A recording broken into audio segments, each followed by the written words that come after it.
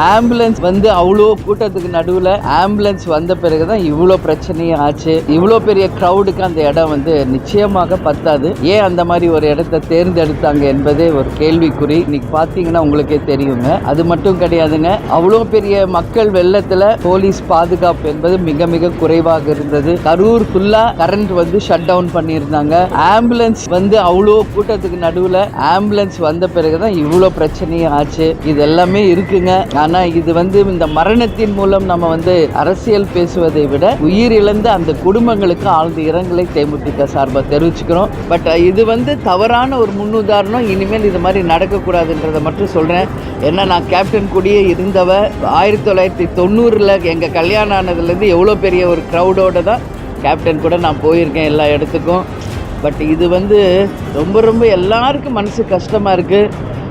குழந்தைங்கள்லேருந்து இளைஞர்கள், பெண்கள் எல்லாம் இறந்துருக்காங்க. ஸோ இது வந்து நம்ம எப்படி சொல்கிறதுன்னு எனக்கு தெரியல. ரொம்ப ரொம்ப ஒரு துயரமான ஒரு சம்பவம் இன்றைக்கி தமிழ்நாட்டில் நடந்திருக்கு. நிச்சயம் இது வந்து எல்லாருக்குமே ஒரு வேதனையான ஒரு மொமெண்ட். அவங்களுக்கு எல்லாருக்கும் ஆழ்ந்த இரங்கலை நான் தெரியும். அனைவருக்கும் வணக்கங்க.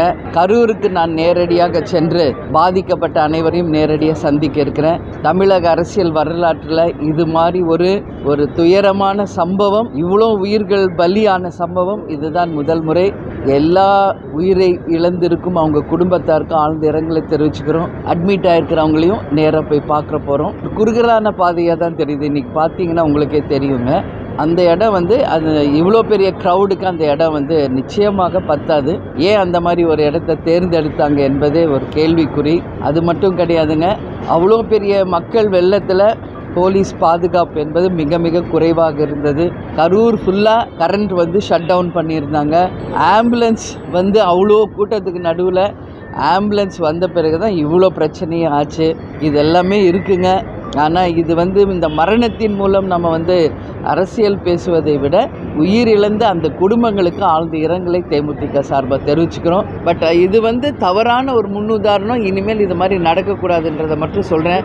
ஏன்னா நான் கேப்டன் கூடயே இருந்தவ 1990 எங்கள் கல்யாணம் ஆனதுலேருந்து எவ்வளோ பெரிய ஒரு க்ரௌடோடு தான் கேப்டன் கூட நான் போயிருக்கேன் எல்லா இடத்துக்கும். பட் இது வந்து ரொம்ப ரொம்ப எல்லாருக்கும் மனசு கஷ்டமாக இருக்குது. குழந்தைங்கள்லேருந்து இளைஞர்கள், பெண்கள் எல்லாம் இறந்துருக்காங்க. ஸோ இது வந்து நம்ம எப்படி சொல்கிறதுன்னு எனக்கு தெரியல.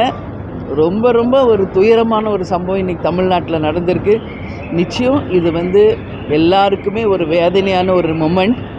அவங்களுக்கு எல்லாருக்கும் ஆழ்ந்த இரங்கலை நான் தெரியும். ஆம்புலன்ஸ் வந்த பிறகு தான் இவ்வளோ பிரச்சனையும் ஆச்சு. இவ்வளோ பெரிய க்ரௌடுக்கு அந்த இடம் வந்து நிச்சயமாக பத்தாது. ஏன் அந்த மாதிரி ஒரு இடத்த தேர்ந்தெடுத்தாங்க என்பதே ஒரு கேள்விக்குறி. இன்னைக்கு பார்த்தீங்கன்னா உங்களுக்கே தெரியுங்க. அது மட்டும் கிடையாதுங்க, அவ்வளோ பெரிய மக்கள் வெள்ளத்தில் போலீஸ் பாதுகாப்பு என்பது மிக மிக குறைவாக இருந்தது. கரூர் ஃபுல்லாக கரண்ட் வந்து ஷட் டவுன் பண்ணியிருந்தாங்க. ஆம்புலன்ஸ் வந்து அவ்வளோ கூட்டத்துக்கு நடுவில் ஆம்புலன்ஸ் வந்த பிறகு தான் இவ்வளோ பிரச்சனையும் ஆச்சு. இது எல்லாமே இருக்குங்க. ஆனால் இது வந்து இந்த மரணத்தின் மூலம் நம்ம வந்து அரசியல் பேசுவதை விட உயிரிழந்த அந்த குடும்பங்களுக்கு ஆழ்ந்த இரங்கலை தேமுதிக சார்பாக தெரிவிச்சுக்கிறோம்.